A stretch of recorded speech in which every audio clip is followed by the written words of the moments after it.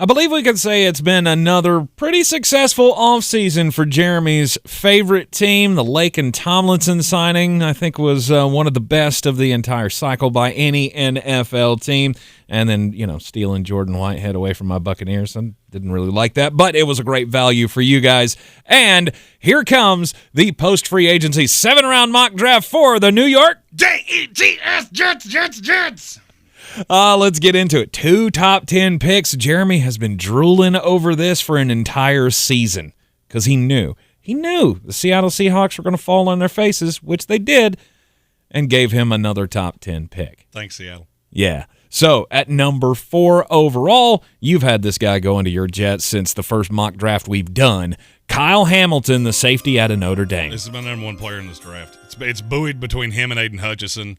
I absolutely love this kid. He improved his 40 time a little bit at his pro day. There's really nothing he can't do.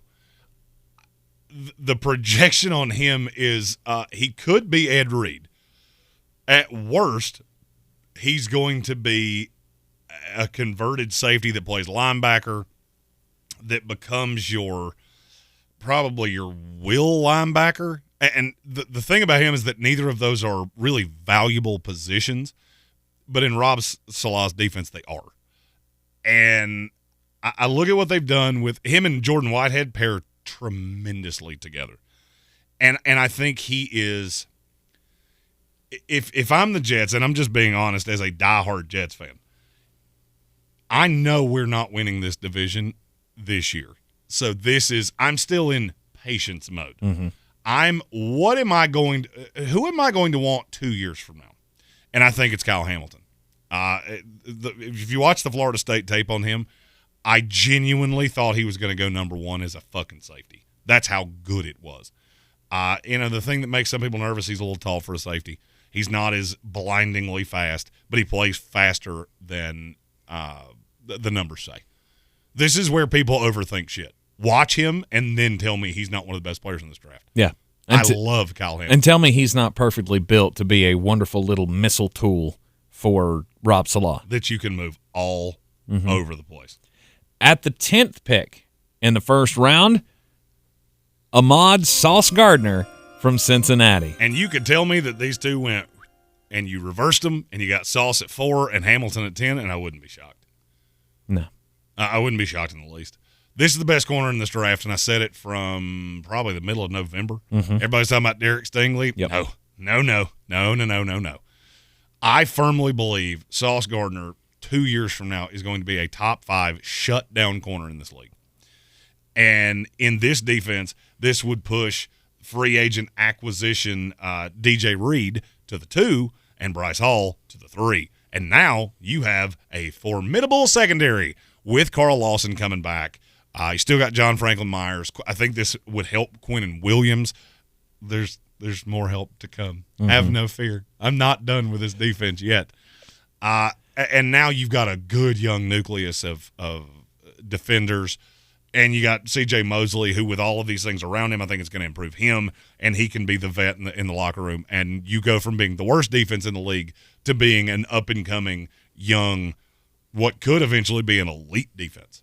Well, regardless of what edge rushers are still there to be had at number 10 overall, the patience in this little exercise paid off pretty well, because in the second round with pick number 35, good. Let the hate flow through you. The pick is Boye Mafe, the edge rusher out of Minnesota. Here's the thing, there are a lot of edge rushers in this draft. And I'm sure some Jets fans will go, why did we not take Thibodeaux? Well, he was only there with the 4th pick. And looking at it, there's not another Kyle Hamilton in this draft. There's not another Sauce Gardner in this draft. Mm-hmm. There are a slew of edge rushers, and Boye Mafe is just one of them. He was on the Chase Claypool list. I saw him from early on, and then he went to the Senior Bowl and blew it up. I do think he can play on the opposite side of Carl Lawson. I'm sure, I'm fully well aware it's coming from somebody, but he's a little thin. Yeah, he's also a little fast, and he's also a little freakishly fucking talented. Even if he started as a situational pass rusher, you push John Franklin Myers to the inside, and now you've got a front 4 of Carl Lawson, Boye Mafe, Quinnen Williams, and John Franklin Myers with Kyle Hamilton, Jordan Whitehead, DJ Reed, Bryce Hall. Maybe UC. Yeah, UC. Yeah. Oh, God, I say that out loud. Makes me. I just need to have a moment to myself. Well, it's been so long since we've been good defensively. Just wait, because it gets better. Yes, it does. Going to the offensive side of the ball, though, for the next pick at number 38 overall, this was the pick that came over in the Sam Darnold deal, or one of the picks that came over in the Sam Darnold deal with the Carolina Panthers.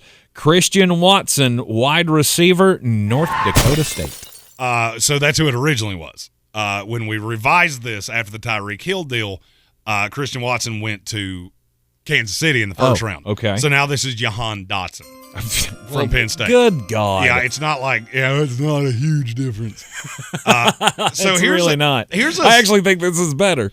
I don't think it's better, but it's damn close. Yeah. A surprising thing came out of last year that I did not see coming. By the way, I do have to reiterate this. Rich Cimini put this out, and it came out today, so I did not have time to audible this. We've been doing mock drafts all week. So this has been done, and this is just a rumor, but being a Jets fan, I would be remiss if I didn't say this. Elijah Moore played 3/4 of his snaps last year on the outside. Who's his best friend? Who? It's A.J. Brown, who's in a contract dispute with the Tennessee Titans. That's his best friend? Mm-hmm. What, they go to high school together or No, something? they went to college together. Oh. They were at Ole Miss together. Oh. They consider each other like brothers. There's a rumor that A.J. Brown's going to ask for a trade. Interesting. And the winner would be my Jets. You just be a pig in shit right there. Oh, God, that's my favorite receiver. That would be two of my favorite receivers in the NFL on my team. Right. Now, let's say that doesn't happen. Let's say that's just a rumor and we just throw that aside. I said it because, well, I wanted to. If it doesn't happen, Elijah Moore played a lot on the outside. You'll have him healthy next year. The addition of Uzomah and Tyler Conklin was big. I know some people think you overpaid.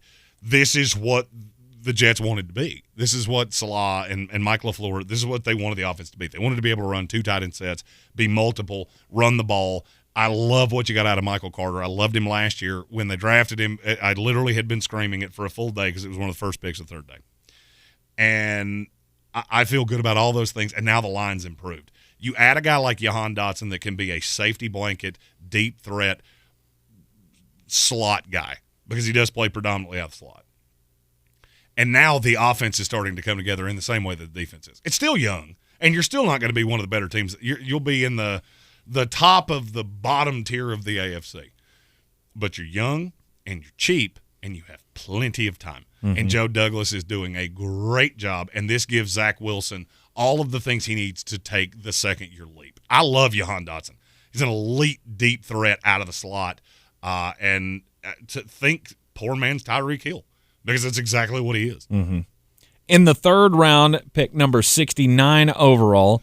I love having this many picks in the top 100.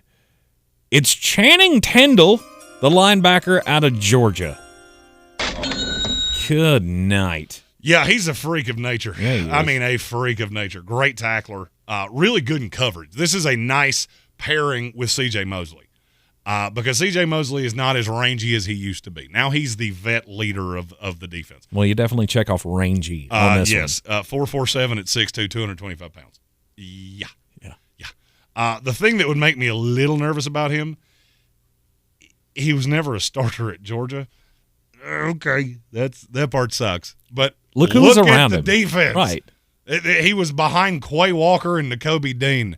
Nakobe Dean, who goes at the back end of the first round, and Quay Walker, who goes right in front of Channing Tindall. He's a little undersized. To me, he's exclusive to the 4-3. I think and he's in the nickel and the dime. He's the linebacker that's trot out there just because he's hyper athletic. And you're going to have to be a little patient. He didn't play that much.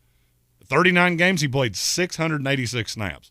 That's not a great depth of and that's why you're able to get him here. Mm-hmm. But I do think he can come in and play very early, even if it's just in sub packages.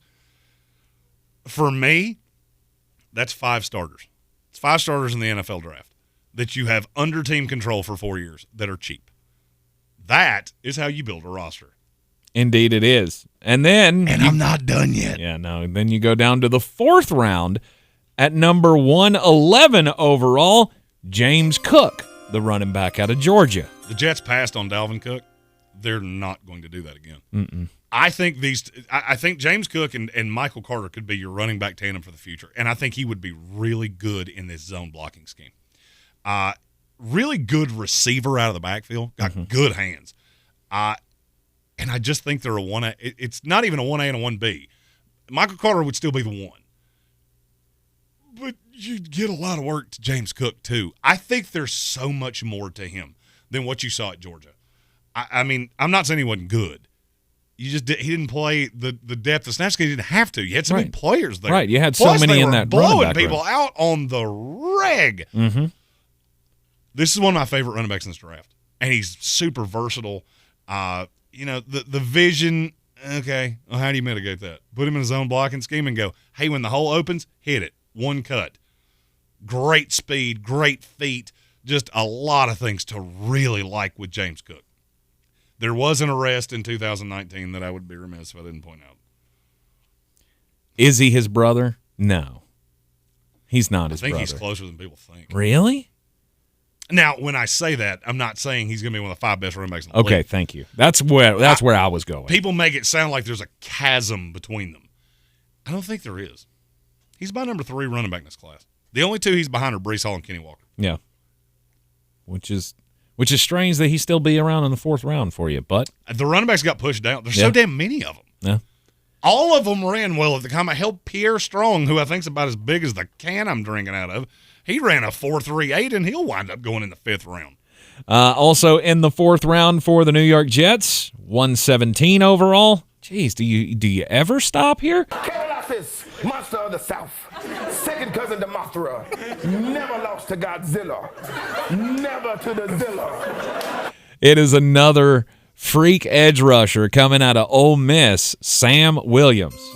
You do have some concerns with him. Oh, yeah. There are teams that won't have him on the board. Mm-hmm. But before I get into the concerns, let's just talk about the good because we're having a good old Jets hug session. Sorry, I didn't mean to upset your warm moment. Deadlift, 750 pounds. That's not bad. Oh, yeah, and runs a 4.540 at 260 pounds. I can do that. He's a 4.5 days maybe. The pass rush ability, situational pass rusher in the NFL, and I think he'd be a high-end, phenomenal pass rusher. But there are huge character red flags. Mm-hmm. I mean, there are probably half the league won't even have him on the board. But I look at Robert Saleh and just go, if anybody is going to say, I can fix that. Because you want the rotational pieces, you put the things in place. I love the tape on this kid. And I don't know him personally. So his character issues, I don't know. I've just been told. I think he has the ability to be an absolute steal. Mm-hmm. If those turn out to be overblown or anything like that, this could be an absolute home run steal as a situational pass rusher. All right, 2 picks in the 5th round for the New York Jets, and then we'll be done. And Jeremy can stop his little love moment. Oh, I mean, and it's not like I like this guy either. At 146 overall, Cordell Volson, offensive tackle, North Dakota State. Really experienced tackle. Very big. 6'7", 320. Ran a little slow. That's at 5'27" that's slow even at your size. Mm-hmm. But I think he would be a 3rd tackle. This is just a depth piece. This is what Morgan Moses was supposed to be last year. George Fant played well on the left side last year. You got Mekhi Becton coming back. Fingers crossed. T's and P's. On Mekhi Becton, and this is a developmental piece that's going to have to get used to the level of competition. But, I mean, if you were building an offensive lineman, he's a little tall for me. I don't love tall tackles, and the faster the NFL gets, the less that I love tall tackles. But he is a mountain. Not as quick to twitch as you want. I think speed rushers are going to screw with him for quite some time. But this would give you the ultimate ability to have sets where you put George Fant out as the 6th tackle, which he did in Seattle, and you could slide Volson in at right tackle on in real power formations. I just really like this kid. The biggest drawback's the height. Yeah. Because leverage can really mess with him. Mm-hmm. All right, final pick for the Jets comes in the 5th round. 163rd overall, Uzomah Uwazurike. He's a big bastard. Edge rusher from Iowa State. 6'6", 320. This would be the Foley Fatukasi replacement because he's very good against the run. I don't know that he's ever going to give you a ton as a pass rusher. Body frame, he's built that way because he's very long and pretty athletic. He ran a 5.03 40 at that size. That's pretty impressive at that much at that build. Mm-hmm. A lot of his leverage problems. It's the same thing I just said about Cordell Volson. He's so tall that if he lets linemen get into his body, it's hard for him to shed the blocks. The way to mitigate that is to get stronger, and he would have to improve on the read and react, trusting what his eyes see. Another way to fix that's to have, Carl Lawson and Quentin Williams, John Franklin, all that shit I was talking about. Yeah. Sam Williams. Yeah. All those all that shit I was talking about Boye earlier. Mafe. Yeah, that all. Well, it's a hell of a class that you have built here, Mr. Joe Douglas Jr. Well, I do look like Joe Douglas's mulleted, greatly bearded, man-bunned friend, brother, first cousin. Because you can be. If I was bald, we would look strikingly alike. This is like, I'll be your friend. We'll do karate in the garage. Fuck yeah, we'll be best friends. We'll have sleepovers in our bunk beds. We'll get them some bitches put on top of each other. This has been the 7-round post-free agency mock draft for the New York Jets here in the Sportsocracy. If you like these picks, if you don't like these picks, if you have a Jets mock draft that you would like for me to grade, feel free to chuck those in the comments. I go through those every single day. I have been stunned at how informed the average fan is, and very well it may just be that the fans of this show are smarter than the average bear. I like to think so. I do too. And they're a lot less, angry and telling us to go have sex with ourselves. Right. And we don't get that as much as other people do. And you know what good fans do? Good smart fans? You hit that subscribe button so that you're always here for our team-by-team content throughout the Draftmas season. We are live every weekday in the Ingles studio here at ESPN Asheville, 3 o'clock. It streams right here on YouTube. So just hit that subscribe button. Follow us all along. We got 2 more big old biggins mock drafts coming up before the draft. Yeah. So we will have the perfect draft. That will be not next week, but the following week. Free agent team grades come out next week. And then the week of the NFL draft, there will be the final, no doubt, sure to go bullshittery wrong mock draft from thesportsocracy.com. That's right. I'm Tank Spencer. He's Jeremy Greene, and we will see you next time.